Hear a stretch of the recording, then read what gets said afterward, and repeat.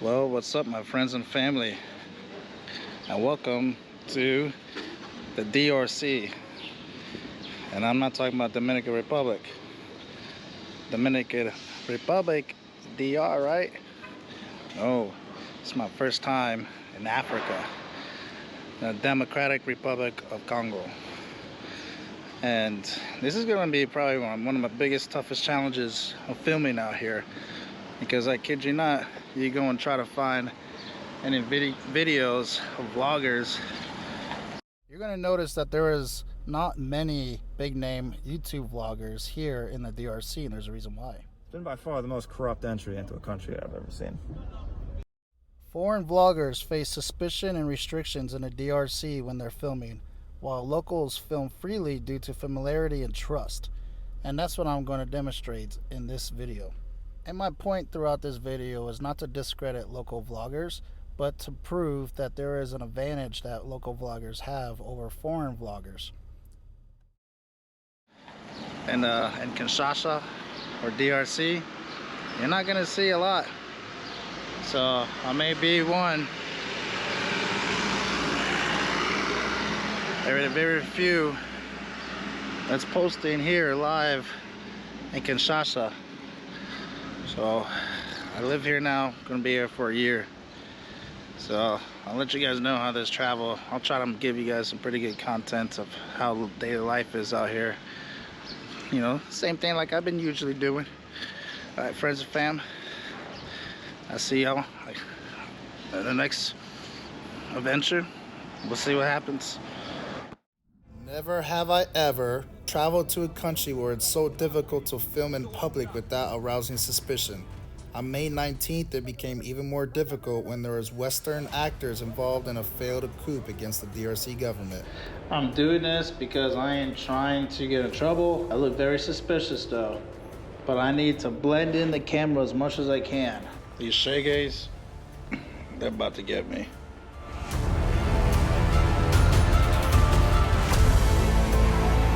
Looks like I made it to Malamu.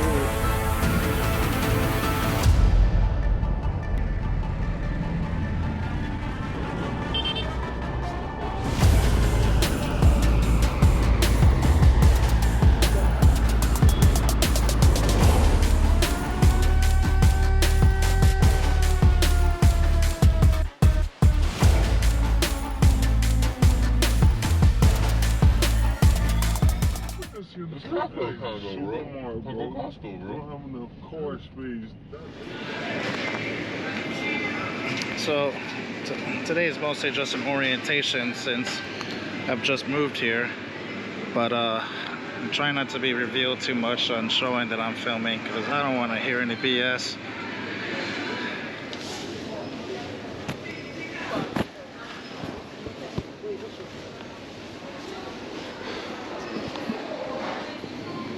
But I have noticed that there's not a lot of sandwich meat out here, but there is a bunch of like these thin sliced. That's the currency. So I don't think, this is the 5th supermarket I've been to. I don't really think I've seen a lot of like sandwich meat.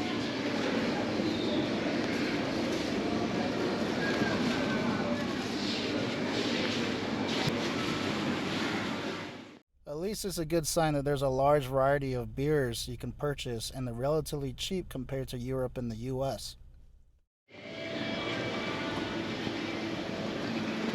Let's see their beer selection though. That's what I'm interested in, because I think that's what's gonna get me by here. Never heard of this brand. Get some blacks. I guess that's the name of the black. Hollanda. Oh, VAT 69s, yeah. Lafayette. Premium cider Savannah. It's a simple selection. Do they have Coronas? Well, yes, they do. They have Coronas. You can win a ticket. Sunset Festival World Tour. Interesting. Okay.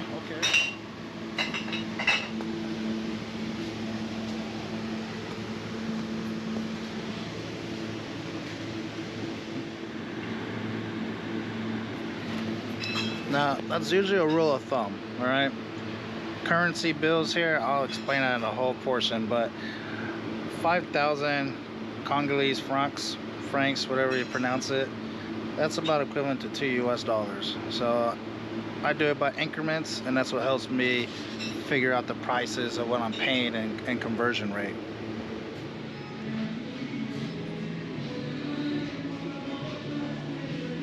Alright, so you probably started to notice a lot of my filming sucks ass right now, but I give you a reason why. Well, that's one of the best posh, fancy, expensive supermarkets they have here in Kinshasa.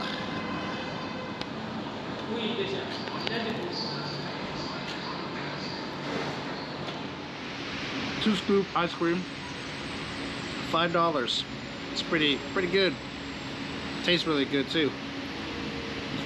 Now, it's up to me to be able to finish this in the Congolese heat before my ice cream melts away. We'll see if I'm able to do that, because I'm about to see $5 just literally melts away.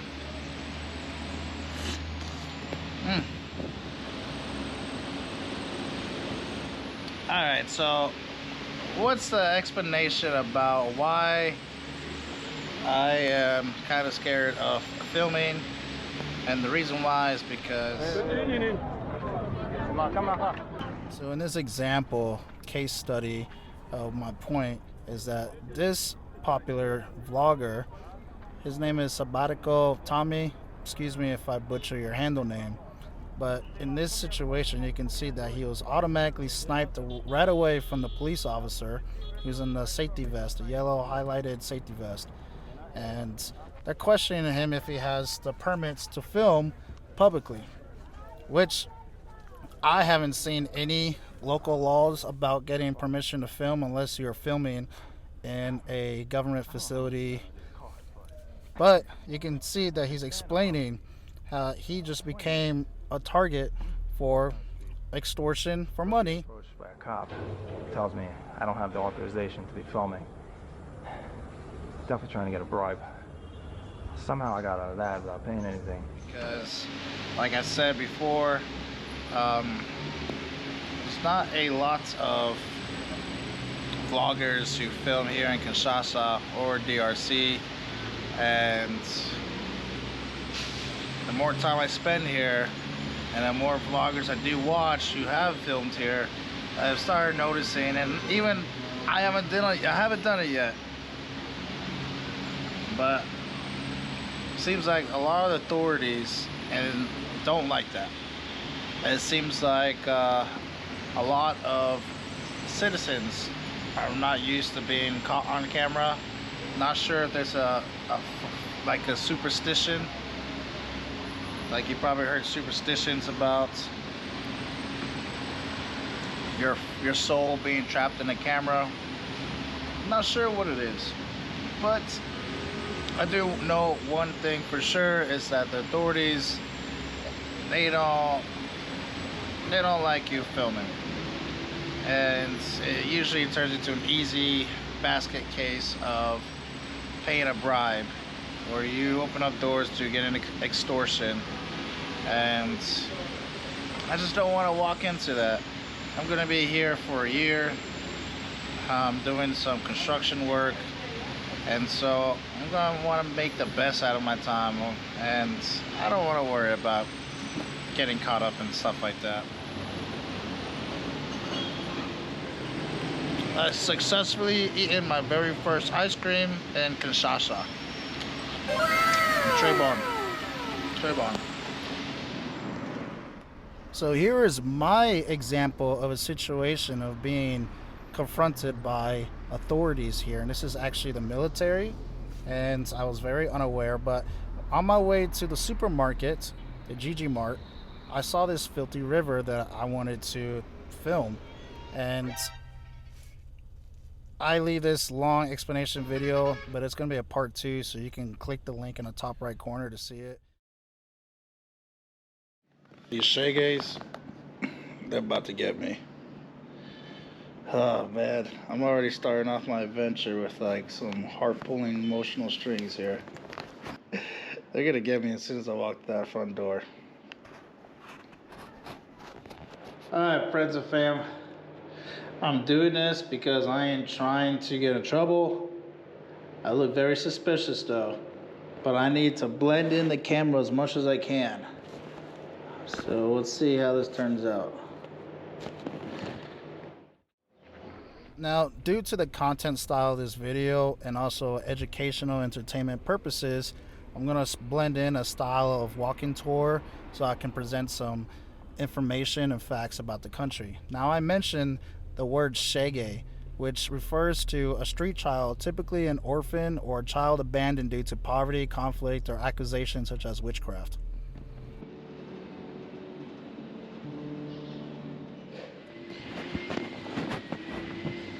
So, I'm starting to realize this is my third Sunday out here. I started scouting before filming, but this is probably the best time to start filming without having a lot of eyes on me.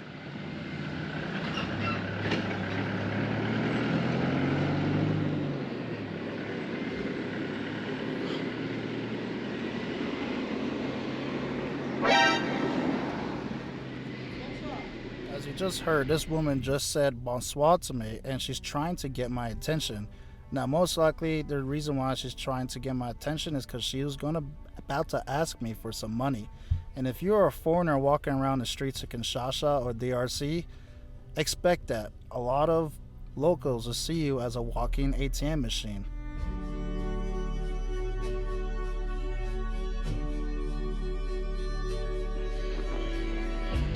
I like it a lot less that I don't have too many eyes on me, so I can at least just film somewhat of my experience here in Kinshasa.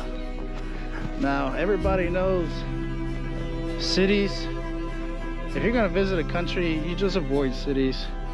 They're only good for a couple of things, but if you're trying to, see the country, you're trying to get to know its people, you avoid cities. Is that a baby hummingbird?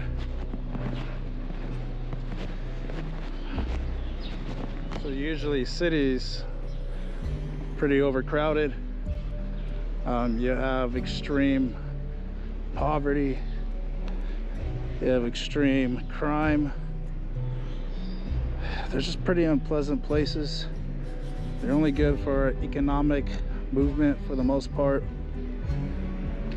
So that's why a lot of travelers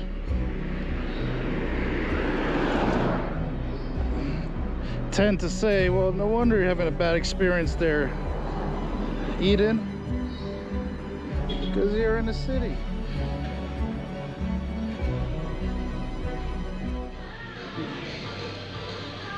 Looks like I made it to Malamu.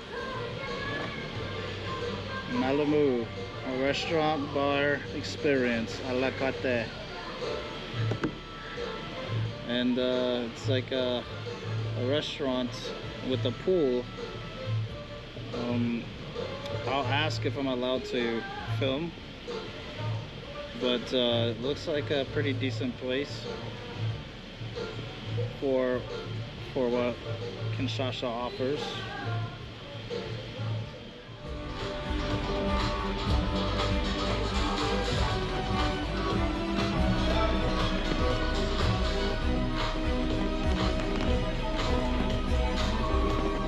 I won't mislead you, there are quite a bit of fine dine restaurants, cafes, and bars that expats and locals congregate at, which I find conflicting with myself because the DRC faces one of the highest extreme poverty rates in the world. Over 60% of the population, which is about more than 60 million people, live on less than $2.15 a day. Under the international threshold, that's considered extreme poverty. Despite being a rich and natural resource, it's throttled by corruption, conflict, and a lack of infrastructure, which severely limits the economic development of the country. It's even worse in rural areas, which are especially affected because The urban centers like Kinshasa have large populations still living in slums without basic services.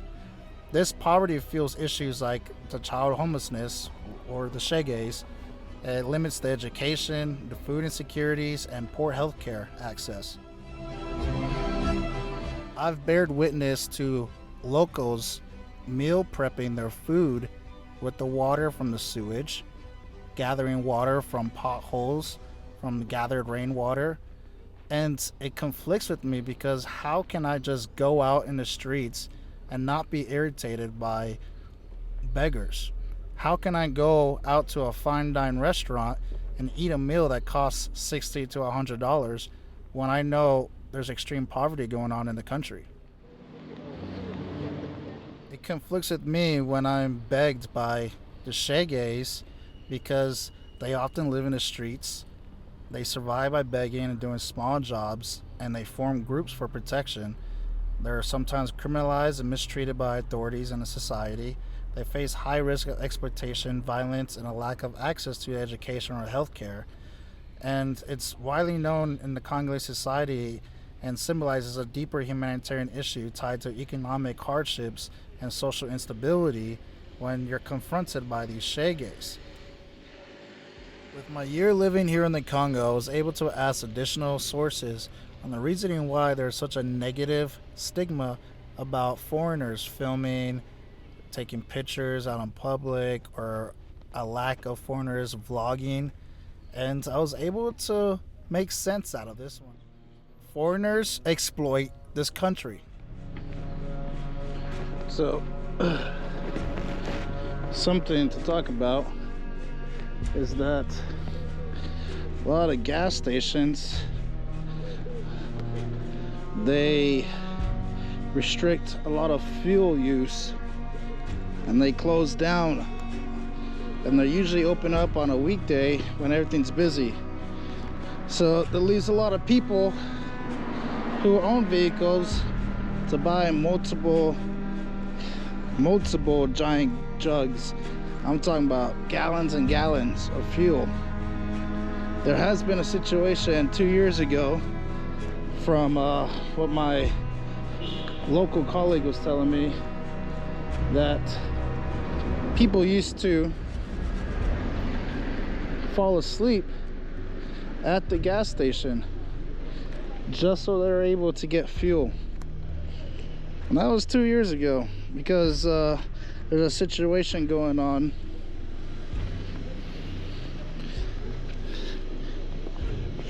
where a lot of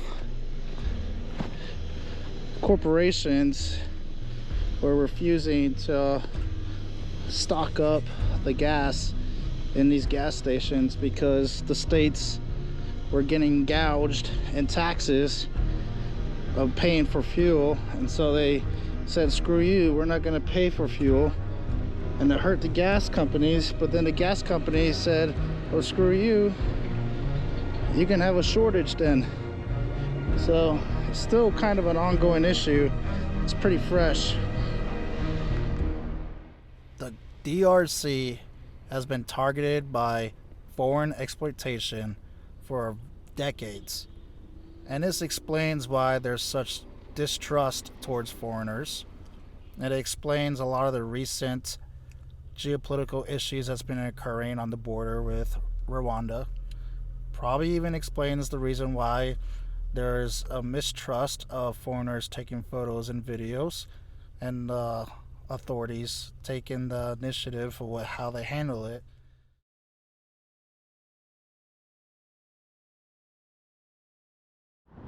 A political science researcher, but this theory makes more sense about the distrust of foreigners in the DRC. But this is not an excuse about the evident corruption that occurs within its own government and the abuse of power. And so in the part 2 video, I will be discussing a little bit more about the geopolitical issues that the Congolese people have been facing all the way to present time. But until then, I hope you guys enjoyed this very informative and hopefully entertaining walkthrough of the city of Kinshasa. Through the last of my thoughts, standing on the edge of my my time.